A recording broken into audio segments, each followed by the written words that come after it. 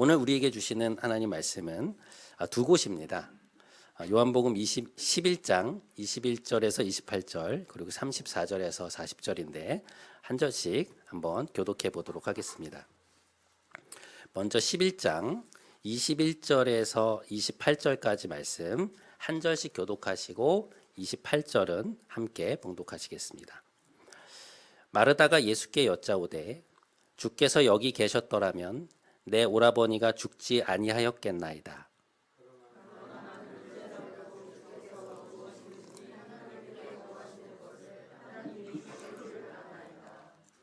예수께서 이르시되 내 오라비가 다시 살아나리라.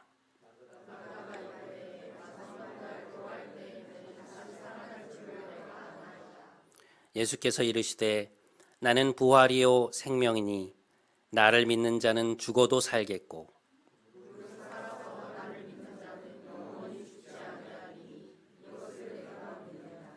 이르되 주여 그러하외다. 주는 그리스도시요 세상에 오시는 하나님의 아들이신 줄 내가 믿나이다.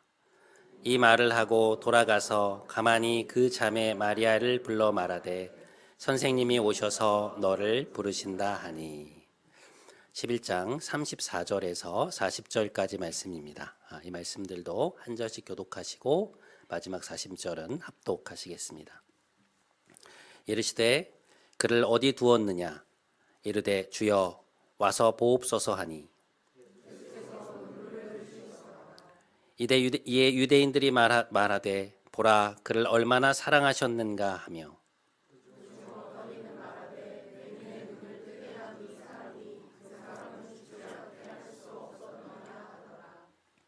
이에 예수께서 다시 속으로 비통히 여기시며 무덤에 가시니 무덤이 굴이라 돌로 막았거늘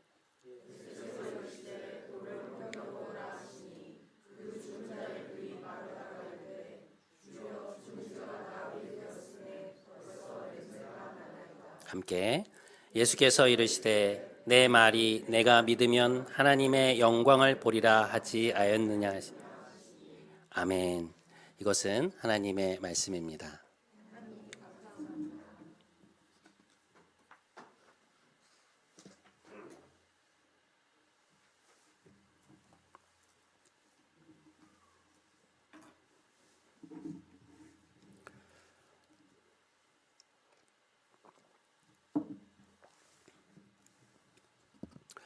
요한복음 11장은 유대 지도자들을 피하여 계시던 주님께 마르다와 마리아가 사람을 보내는 장면으로부터 이제 시작을 하고 있습니다. 예루살렘에서 가까운 베다니라는 동네에 살던 그들에게 나사로라고 하는 오빠가 있었는데 나사로의 병세가 심각해진 것이었습니다.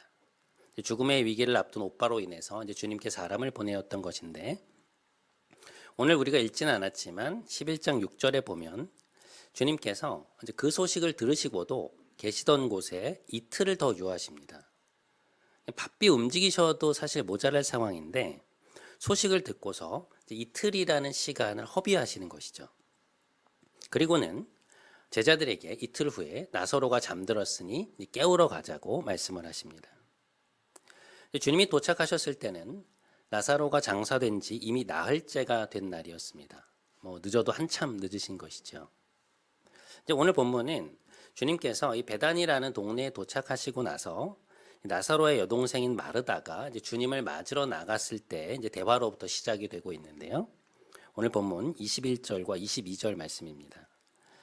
마르다가 예수께 여짜오되 주께서 여기 계셨더라면 내 오라버니가 죽지 아니하였겠나이다. 그러나 나는 이제라도 주께서 무엇이든 하나님께 구하시는 것을 하나님이 주실 줄 아나이다. 주님이 여기 계시지 않아서 오빠의 죽음을 막을 수는 없었지만 이제라도 주께서 구하시는 것을 하나님이 주실 줄 믿는다. 이제 그런 얘기죠. 이제 대단한 고백입니다. 그러자 그 이야기를 들으신 주님께서 다음과 같이 대답하십니다. 예수께서 이르시되 내 오라비가 다시 살아나리라. 놀라운 응답이죠. 이 대화만 놓고 보면 극도로 어려운 상황 속에서도 마리아는 놀라운 믿음의 고백을 한 것이고 예수님은 그 믿음에 대해 응답하신 것처럼 보입니다. 네 오라비가 살아날 것이라고 명시적으로 말씀하시잖아요. 마르다 입장에서 보면 놀라운 응답이 주어진 것이죠. 그런데 이 말씀을 듣고 마르다가 뭐라고 대답하는지 아세요? 이렇게 대답합니다. 마르다가 이르되 마지막 날 부활 때에는 다시 살아날 줄 내가 아나이다. 여러분, 이 묘한 어긋남이 느껴지세요? 주님은 분명 네 오라비가 다시 살아날 것이라고 말씀하셨는데 마르다는 그 말씀을 먼 훗날 미래에 있을 일로 받아들이고 있습니다. 그러니까 마지막 날 그때 다시 살아날 줄 믿는다, 이제 그런 얘기죠. 근데 이 대답이 참 흥미로운 것이 바로 앞에서 그녀가 뭐라고 했습니까? 주께서 무엇을 구하시든 하나님이 주실 줄 믿는다, 이렇게 고백했잖아요. 이런 그 믿음의 고백 아닙니까? 그런데 네 오라비가 살아날 것이다 라고 응답을 주셨는데 뭐라고 대답합니까? 주님, 마지막 날 다시 살 줄 믿습니다. 이렇게 얘기하는 거예요. 그러자 주님께서 다시 한번 그녀에게 이렇게 말씀하십니다. 자, 본문 25절과 26절 말씀. 예수께서 이르시되 나는 부활이요 생명이니 나를 믿는 자는 죽어도 살겠고 무릇 살아서 나를 믿는 자는 영원히 죽지 아니하리니 이것을 내가 믿느냐? 그렇게 말씀하세요. 마리아는 그 말씀을 듣고서 그 사실을 믿는다고 고백합니다. 27절에 보면 주님 그러합니다. 주는 그리스도시요 살아계신 하나님의 아들이신 줄 내가 믿나이다. 이제 그렇게 고백을 해요. 굉장한 고백입니다. 이 말씀만 놓고 보면, 이 말만 놓고 보면 더할 것도 없고 뺄 것도 없는 100점짜리 고백이에요. 근데 여러분, 주는 그리스도시고 하나님의 아들이시라고 하는 그 고백을 하고 나서 그녀가 보이는 행동이 뭔 줄 아세요? 본문 28절 말씀인데요. 우리 한번 함께 읽어보실까요? 읽겠습니다. 시작. 이 말을 하고 돌아가서 가만히 그 자매 마리아를 불러 말하되 선생님이 오셔서 너를 부르신다 하니. 여러분, 마르다가 지금 뭘 하고 있습니까? 우리가 앞에서 보았던 주님과의 그 엄청난 대화를 마치고 나서 갑자기 동생을 데리러 갑니다.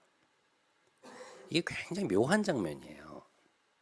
자신은 이제 주님을 배웠으니 마리아도 이제 배워야 한다는 생각으로 데리러 간 것인데 주님과 그렇게 놀라운 이야기를 나누었는데 마치 아무 일도 없었다는 듯 동생을 데리러 갈 수 있는가?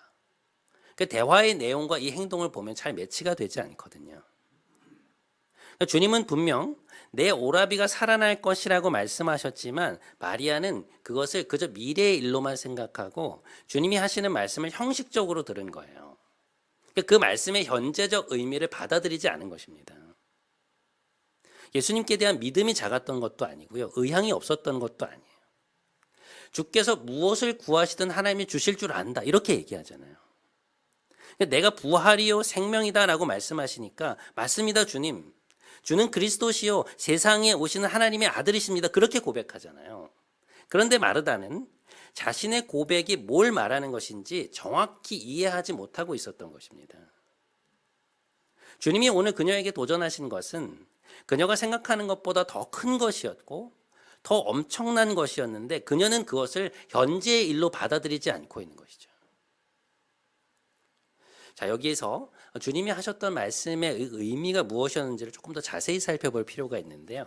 자, 본문 25절과 26절 말씀을 다시 한번 보시죠. 화면을 보시면 이 말씀은 요한복음에 나오는 전형적인 에고 에이미 문장입니다.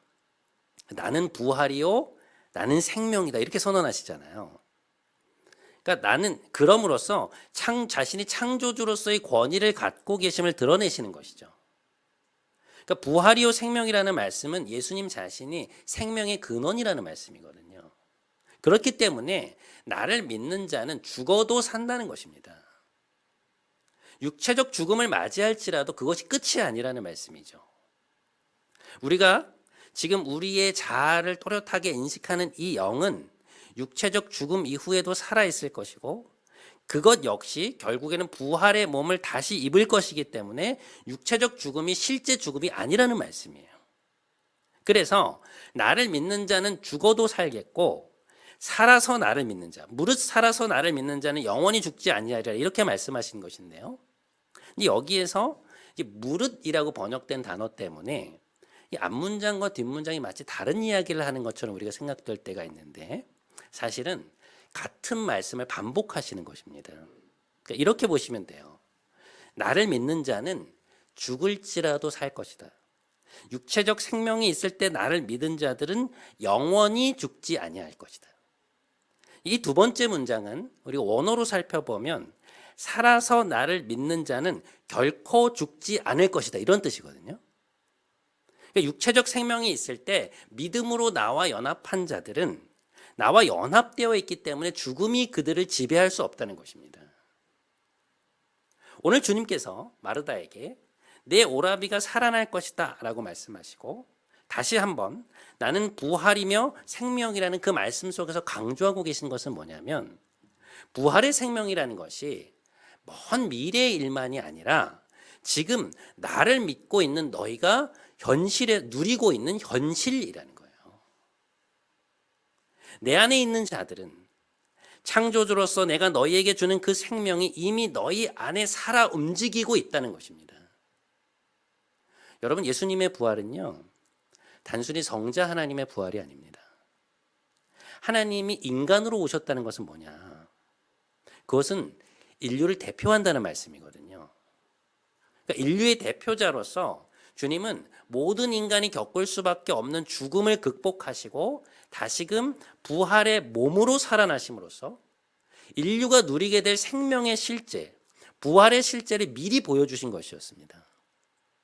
그러니까 내 안에 있는 너희의 결국은 결국 이렇게 될 것이며 동시에 이 생명이 지금부터 너희 안에 살아 움직여 결국 너희를 살게 할 것이라는 것을 말씀해 주신 거예요. 예수님이 인간의 몸을 입고 오셔서 죽으시고 그 몸으로 다시 살아나신 사건은요, 오랜 기간 인간을 지배해왔던 사망이 주님 앞에 굴복했다는 것을 드러내신 사건이고 죽음이 그 모든 권세를 빼앗겼음을 보여주신 사건입니다.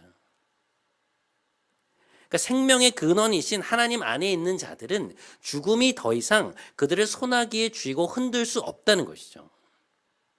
그렇기에 우리가 하나님을 믿음으로써 예수 그리스도를 우리 안에 모심으로써 그 부활의 생명을 이미 여기에서 누리고 있다는 것입니다. 그것이 오늘 우리의 삶에 역사하고 있다는 거예요. 오늘 본문 속에서 마르다는 부활에 대해서 안다고 고백했지만 주는 그리스도시요 하나님의 아들이시라고 고백했지만 나는 부활이요 생명이라는 이 말씀의 참뜻이 무엇인지를 잘 몰랐던 거예요. 네 오라비가 살아날 것이다. 나는 부활이요 생명이니 나를 믿는 자는 결코 죽지 아니할 것이다. 그 말씀을 듣고도 그 주님의 말씀이 그녀의 현실을 변화시키지 못하잖아요.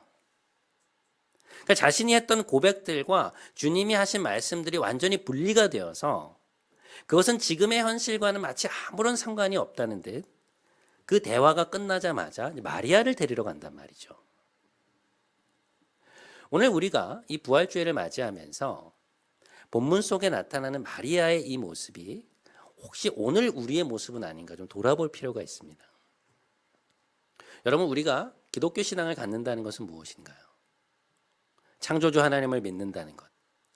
그리스도께서 인간이 되셔서 우리를 위한 죽음을 죽으시고 다시 부활하셨다는 사실을 믿는다는 것은 무엇인가? 몰트만이라고 하는 독일의 신학자가 있는데요. 20세기 후반에 아주 중요한 저술들을 통해서 이제 큰 영향을 미쳤던 분인데 그분이 이제 이런 말을 합니다. 기독교 신앙에서 미래라는 것은 이제 우리가 흔히 생각하는 것처럼 단순히 이제 시간이 흘러감에 따라 맞이하게 되는 어떤 순차적 결과가 아니라 기독교 신앙에서 미래라는 것은 하나님이 우리에게 주신 약속인데 그 약속은 그 미래에 머물러 있지 않고 지금 우리에게 다가와서 다시 말해 우리의 현실을 뚫고 들어와서 지금 우리가 살고 있는 현실을 그 약속에 맞게 걸맞게 변화시키고 바꾸어 나가는 성격을 갖고 있다는 거예요. 그러니까 미래에 이루어질 일들이 현재 속에 들어와서 실제적으로 영향을 미치고 있다는 얘기죠. 예를 들어보면 이런 것입니다. 지금 고등학교 3학년 학생인데 대학에 수시에 합격한 친구가 있다고 한번 생각해 보시죠. 여러분, 그러면 이 친구는 겉으로는 비록 고등학생의 신분이지만 내적으로는 어떤 정체성을 가지게 될까요? 나는 이미 대학생이라는 정체성을 가지겠죠. 아직 대학에 들어가지 않았고 여전히 고등학교에서 수업을 듣고 있고 졸업까지는 몇 달이라는 시간이 남았지만 이 친구의 내면은 어떠하겠습니까? 이미 대학생인 것이죠. 그러니까 미래에 이루어질 그 사실로 인해 내면에 커다란 기쁨이 있을 것이고 이제 자신의 신분이 달라졌다는 생각이 현재의 삶에 영향을 미치겠죠. 그래서 이제 하고 싶은 공부를 미리 한다든지 시간을 내어서 그동안 배우고 싶었던 것들을 마음 편히 배운다든지 아니면 미래에 할 수 있는 것들을 위해서 지금 무엇인가를 준비하는 삶으로 바꿀 것입니다. 그러니까 미래가 현재의 삶에 들어와서 영향을 미치기 시작하는 거예요. 나는 부활이요 생명이라는 말씀. 나를 믿는 자는 죽어도 살겠고 살아서 나를 믿는 자는 결코 죽지 아니할 것이라는 이 말씀은 우리에게 앞으로 있을 영광스러운 부활의 비전을 보여준과 동시에 그 생명이 이미 우리 안에 약동하고 있음을 말씀하고 있는 것입니다. 그래서 바울은 이렇게 얘기하죠. 우리가 사방으로 우겨쌈을 당하여도 쌓이지 아니하며 답답한 일을 당하여도 낙심하지 아니하며 거꾸로 때림을 당하여도 망하지 아니하고 우리가 항상 예수의 죽음을 몸에 짊어짐은 예수의 생명이 또한 우리 몸에 나타나게 하려 함이라. 생각하건대 현재의 고난은 장차 우리에게 나타날 영광과 비교할 수 없도다. 여러분 이게 무슨 이야기들입니까?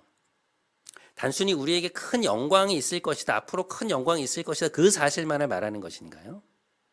우리에게는 나타날 큰 영광이 있으니 그때까지만 견뎌보자. 그런 얘기입니까?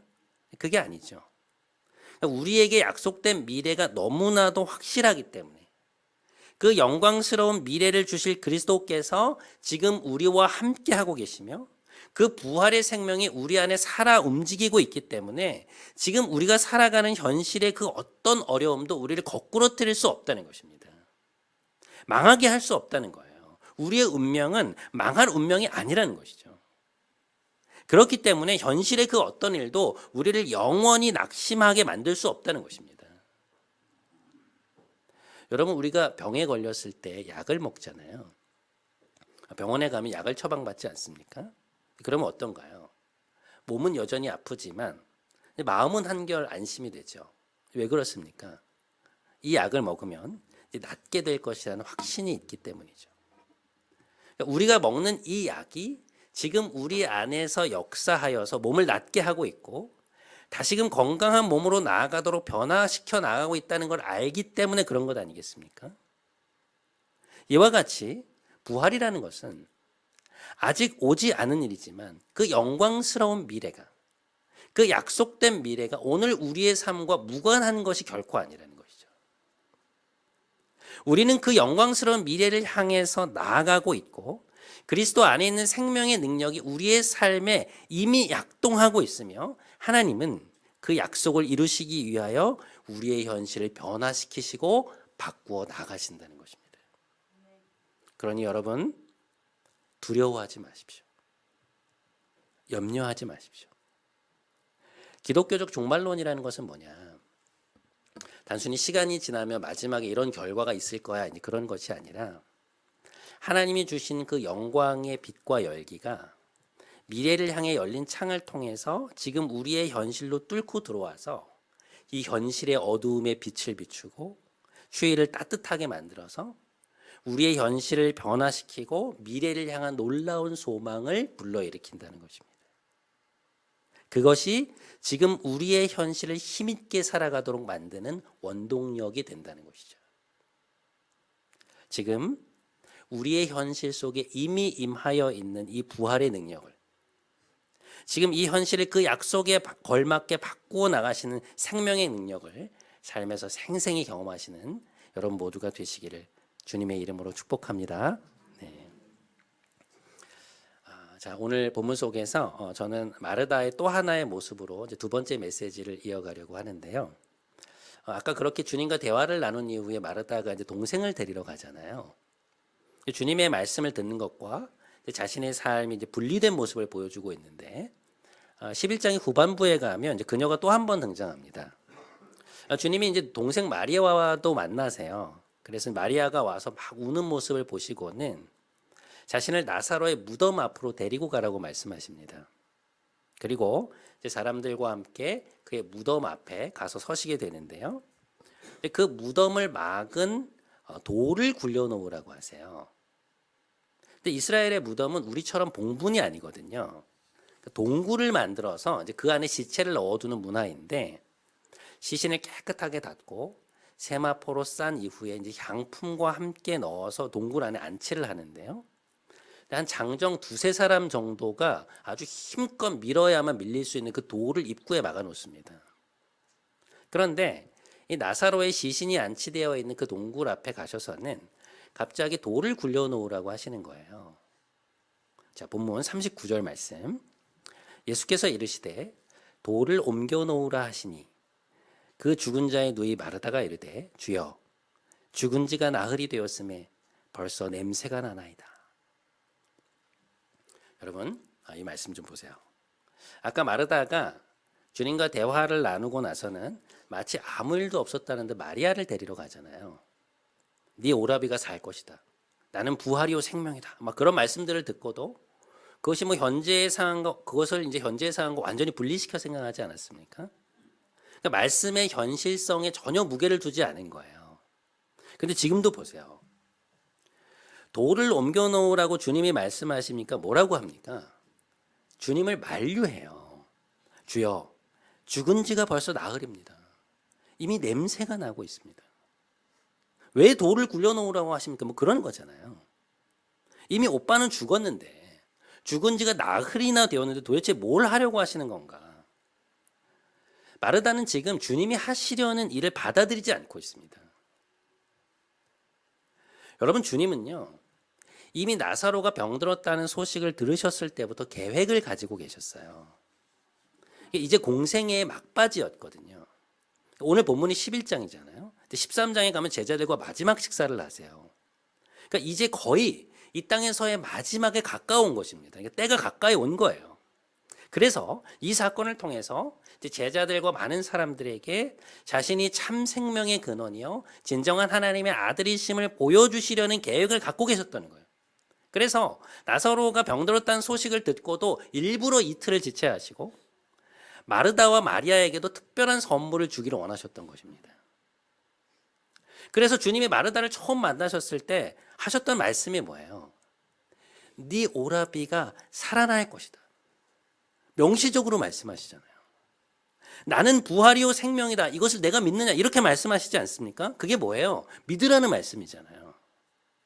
하지만 마르다는 자신의 경험과 생각의 한계에 갇혀서 주님이 보여주려고 하시는 그 영광을 자꾸만 거절하고 기대하지 않고 있었던 것입니다.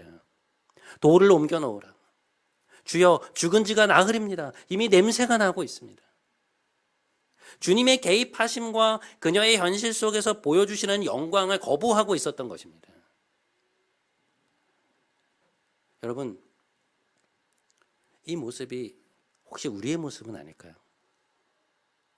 40일간의 기간 동안에 매일매일 복음서를 읽고 필사도 하고 주님의 부활을 기념하는 이곳까지 왔으면서도 이곳에서 그것을 찬양하며 하나님께 예배를 드리면서도 여전히 하나님이 우리 삶에 개입하셔서 행하려 하시는 그 일에 대해서 기대하지 않고 오히려 그것을 거부하고 있는 것은 아닌가요? 기도했지만 이루어지지 않았던 것이기에 이미 죽은 지 나흘이 지난 것처럼 살아날 기미가 보이지 않기에 나의 눈으로 볼 때 하나님도 하실 수 없는 일처럼 보이기에 돌을 옮겨 놓으라는 그 말씀 앞에서 주여 죽은 지가 벌써 나흘입니다. 이미 냄새가 나나이다. 이렇게 말씀하고 계신 것은 아니냐는 것입니다. 하나님은 창조주시요 그분이 원하시면 어떤 일도 하실 수 있다고 고백하면서도 여전히 우리의 경험과 생각과 상식의 틀에 갇혀서 주님이 우리 삶에 행하시려는 일에 대해 그 어떤 기대감도 가지지 않고 오히려 그 모습, 그 부분을 건드리시는 것을 만류하고 있는 우리의 모습은 없냐는 것입니다. 하나님이 인간이 되셨다는 것 자체가 이미 우리의 언어로는 설명할 수 없는 기적인데 죽음의 권세를 깨뜨리고 부활하셨다는 것 자체가 이미 기적인데 우리 삶에 새로운 일을 행하려고 하시는 하나님을 기대하지 않고 있는 우리의 모습은 없냐는 것이죠.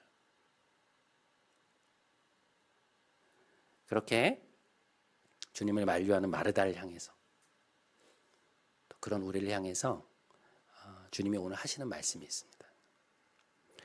본문 40절 말씀인데요.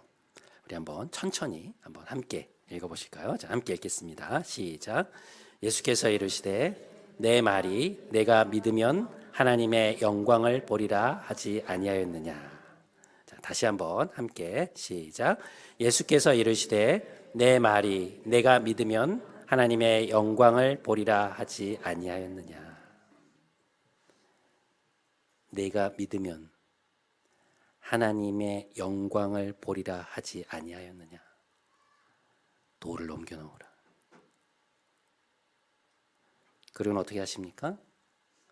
죽어있던 나사로를 부르시고 그에게 부활의 생명을 수여해 주시죠. 마르다의 현실에 영광의 빛을 비추어 주신 것입니다. 사랑하는 여러분,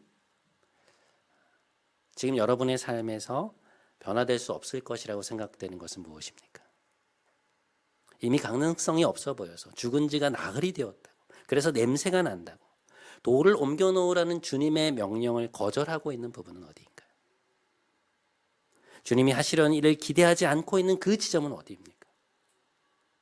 오늘 이 부활의 아침 주님은 우리에게 말씀하고 계십니다. 돌을 옮겨 놓아라. 내가 믿으면 하나님의 영광을 보리라 하지 아니하였느냐. 오늘 주님의 이 엄중한 말씀 앞에서 무릎을 꿇고 주님이 우리의 현실에 영광스러운 빛을 비춰주시기를 간절히 바라며 나아가는 여러분 모두가 되시기를 주님의 이름으로 간절히 축원드립니다. 함께 기도하시겠습니다. 자비로우신 주님, 이 아침 나는 부활이요 생명이라는 주님의 음성을 듣습니다.